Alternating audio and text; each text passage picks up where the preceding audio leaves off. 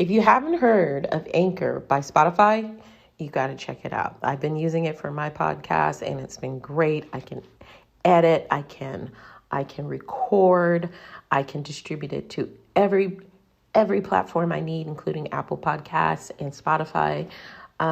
It's everything that you need to record your podcast in one place. You can use it on your phone app or you can use it on your computer. So you really need to go check it out. You can download it at your app store or you can download it at anchor.fm. Happy recording.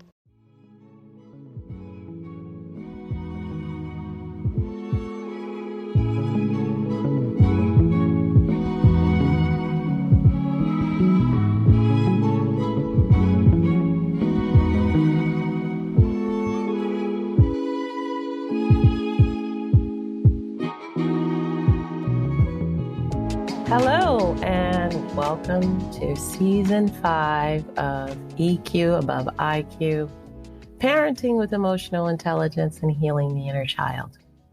I am grateful you're back with me, and I want to profoundly apologize for not letting you know in the last episode that was the last episode.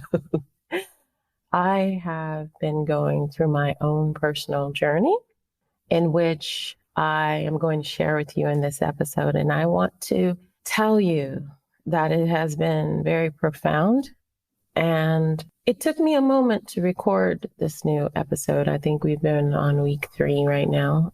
I try to diligently release a new episode every 2 weeks. As I've said previously, I don't batch record because I reject the mass production model of capitalism. And so when I record an episode, it is a download from spirit at the moment. And everything that comes through or is said is really in the moment of resonance about what I'm feeling and what I'm thinking and what I need to tell you. So I do profoundly apologize for not letting you know that, but I think you're going to be okay. I think we're both going to be okay. So I've been taking the last few weeks to try to think about the best way to approach Season 5 of EQ Above IQ. And if you haven't noticed, it has evolved from Season 1, where I did talk primarily about parenting techniques. And then I realized something profound. The best way that we can become the parents to our children that they need is for us to collectively work together to change this world as parents, as children of Mother Earth, and as the guides to our future generation. We need to create a clear pathway for healing and growth. And so this season, I'm going to be talking about generational trauma quite a bit, and its importance around parenting and why we parent the way we do because of generational trauma and what that really means. So generational trauma or intergenerational trauma is the ideal of, it's not really an idea, it's reality of past generations or ancestral trauma coming through through everything that we do, how we speak, how we walk, how we parent, how we even heal our coping mechanisms. And so I've been going through this realization and awakening. And one of my biggest goals as a parent and as a being of this dimension is that I want to be a change and the healer of future generations of me. I am fortunate to have a beautiful son who is the biggest love and challenge of my life because of the historical messaging programming of men, what they mean and who they are. And also the messaging of how little women are valued in the world because of men. As you can imagine, I've been doing my work to make sure I don't raise my son to be in the patriarchal system as a man who objectifies women, who objectifies the earth, who objectifies himself. But I can tell you it's a challenge as he's growing into teenage years, balancing the need for autonomy and the need for his freedom to decide, with knowing that some of the stuff that he's ingesting on, once again, YouTube and TikToks are really trying to embed in him this toxic masculinity, whether it's through jokes, whether it's through video gaming. That's a big one. They suck in our little boys with a side distraction. And while they're talking, yeah, but man, this isn't a joke. And it's always degrading to women or sexual. And, I have a very open relationship with my son. And so he wants to share these things with me. And so he'll tell me a joke and I'll go, He'll go, what? And I'll have to explain to him that that joke is not really funny. It's misogynistic. And here's why. That joke's not really funny. It's racist. And here's why. And it's just really glaring how quickly and how easily the forces of hegemony have embedded our minds and teach us to enslave ourselves. I mean, that is the whole point of hegemony or hegemonic programming. So, I don't know if any of you have heard that. It's actually a Greek word and it means to lead, but there's a more sinister meaning behind that word. And what it really means is a type of domination based primarily on dominated people's groups' consent rather than purely on the leader's coercion or exerted force. So we live in this state right now, and other people might call it Stockholm Syndrome, where we have fallen in love with our oppressors, but it's all been very tactical. And, I'm bringing it up in this episode because what I'm going to talk about briefly today, I'm going to try to keep this short and sweet, is how we're going to stop their influence by discovering our self-awareness. Emotional intelligence, of course, as always goes back to this, and that is the main goal, to be emotionally intelligent. So having this deep awareness of hegemony, and there's a great book by Noam Chomsky, Hegemony or Survival, and I really recommend that you get this book because he has always been a wealth of information in a pretty unbiased way. I've always really appreciated how he explains things. And I know for sure that he cares about humanity because I think it's been his life goal to wake up humanity. So go check that book out.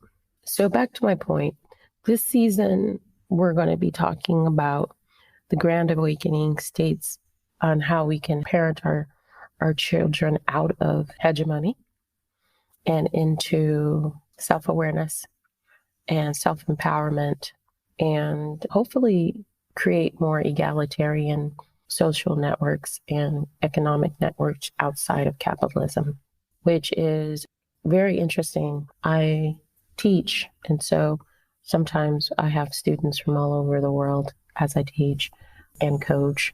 And their question is always about American economy. And I have some political science background, and I understand economics well enough to understand this. It's all made up. Just as capitalism is made up, it's just another control mechanism of hegemony. And so when we give so much value to these economic structures, and we wonder why right now the inflation is so high, it's because this system was never actually a very good system. It was put into place to keep people in line, and it wasn't actually created by the most intelligent people too. That's the crazy part.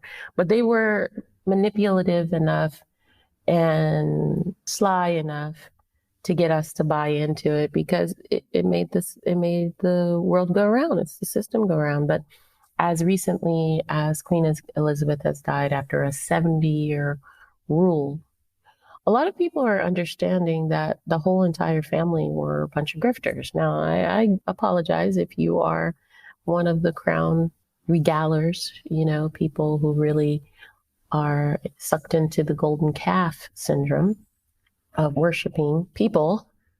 I would like you to probably stop that. But, imperialism is what, and colonialism is what the royal family symbolized. And they did that all over the world to the harm of people and indigenous people all over the world, and the detriment of the planet. So a lot of people are having these debates about her death and what it means. And I hope what it means is that people are waking up to the Stockholm syndrome, and that eventually, these structures and antiquated structures are removed, and we can make some actual amends to the people who were mercilessly murdered and abused by the system of colonialism and its structures. I don't know why there's something noise going in the background. I'm like, Jesus, I was quiet for hours today. As soon as I start recording. Anyways, I really hope that people are waking up and having that grand awakening that I say, because our interconnectedness with this event, this massive event of her death, is actually very timely, because the rest of the world is starting to make all these shifts in awareness where we're seeing that things must change if we're going to survive as a species. They must change. Our environment, Mother Earth, is telling us daily that she's pissed. She's saying through storms and hurricanes and cyclones, and Florida just most recently got hit again. But, the governor of Florida totally abused some asylum seekers and from Venezuela, and with a laugh, with a joke, and hopefully with illegal consequences, because taking people and making promises and then flying them illegally to Martha Vineyards should be not taken as a joke. It should be taken as an international and domestic law being broken, because that's what he did. And so there should be consequences, and these games should be stopped. And I don't care about your political party. I don't see Republican or Democrat as being much different when it comes to the whole. One just plays like children, and the other one plays like insane children. That's my opinion. I'm keeping it. I don't care if you agree or not, but I wanted to see people like Bernie in power, because Bernie Sanders, because he has been consistent in his views and his solutions to the problems that we currently seem to keep recycling over and over again. But something is different this time, because I see the injustices that are usually reserved for people of darker complexions being also starting people who have been usually entitled to a certain amount of conflict, are seeing they too are victims of a system that has basically brainwashed them into thinking they are above everybody else, but actually treating them the same in a lot of ways. So it's kind of deep and sad. My son goes to a school, and a week or so back, one of the kids from South Africa said loudly and proudly that Black people ruined South Africa and all the crime and stuff. And my son, and it was a big deal, because the teacher sent home an email to all the parents to explain what happened, because what he said was a lie, but it was very racist. And it's not the first time this kid has come to school with some pretty racist rhetoric. And he's learning from home. There's no other place he's learning it from because it's very particular. So I explained to my son that criminality is caused by oppression. If everyone lived an equitable, egalitarian way, there would be no need for crime because everybody would be fed, sheltered, and safe. But because there is a nature of certain demographics to rob, steal, and oppress, the consequences is that those places that they go and colonize and brutalize tend to have a psychosis or trauma after, and they have the behavior of normal people, which is to try to survive. And so criminality is just a consequence of oppression. So what about them? Why do they do it? It's because generational trauma from their countries. You know, when you had that feudal European system in place, the man on the top got to do whatever they wanted to the man or the woman on the bottom. And sometimes it was very heinous and depraved, and it leaves, it's epigenetics. So basically, there's a trauma stain that stays in the body of the mother and in the father, and it's passed on, and throw in some inbreeding, which I've talked about in previous episodes, and you got a problem. And I'm glad that we're coming to a deep awareness about this, because that's when we come to a healing about this. I'm super excited to announce to you Family Trauma Rehabilitation Retreat is now online. It is going to be a retreat next year where families come together and heal together. I'm so excited about this. I've been working on this for 2 years because I have been working on the nuts and the bolts and how the retreat's going to go and what elements are going to be part of the retreat and what type of people I want to be a part of it. And it's going to be beautiful. So if you want to help and get this going the way that I see it going, I've already found a beautiful location in Mexico, beautiful little island, and I will announce more details as we get closer. But I'm in fundraising mode. So if you would like to participate and help families who normally would not be able to afford this type of retreat, please go to thisreallifebooks.com. And also, you can go to Family Trauma Rehabilitation Retreat.com. Find the link on both websites to donate. And anyone who donates more than $50 will get a percentage off of the retreat. So this is a great opportunity for you to work through issues, whether it's with your mother, with your father, in a beautiful location, out of the triggering elements of issues that usually stop us from training, because it's really difficult to heal in the place where you're daily trauma. It's really difficult. And I can tell you that from personal experience by living and traveling abroad as frequently as I have. I was able to come to a profounder level of healing out of the mechanisms that hurt me. It's just like a woman who experiences domestic abuse, or a man even, once they leave that environment, they're able to have a clarity about who they are and why they are and how they got in the situation they are without blaming or shaming themselves, and learning some deep compassion. So that's where I'm at right now, excitedly, and I'm getting some really great people online to work with all the different modalities of healing that will be happening there. So please go to Family Trauma Rehabilitation Retreat.com and check that out. Book the trip. I have packages for 2, 3, and 4. And if you are really dedicated with your family and your family knows and wants to heal for the next generation, bigger packages are available on consult. So yeah, I am beyond over the moon at finally having the bravery to present this to the world.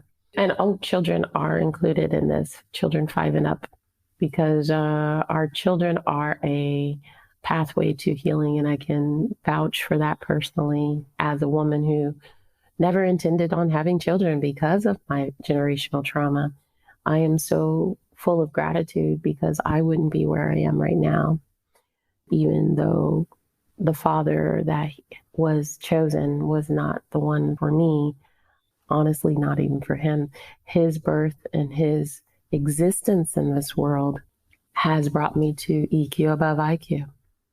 And so it's been worth every bit of pain that I've experienced.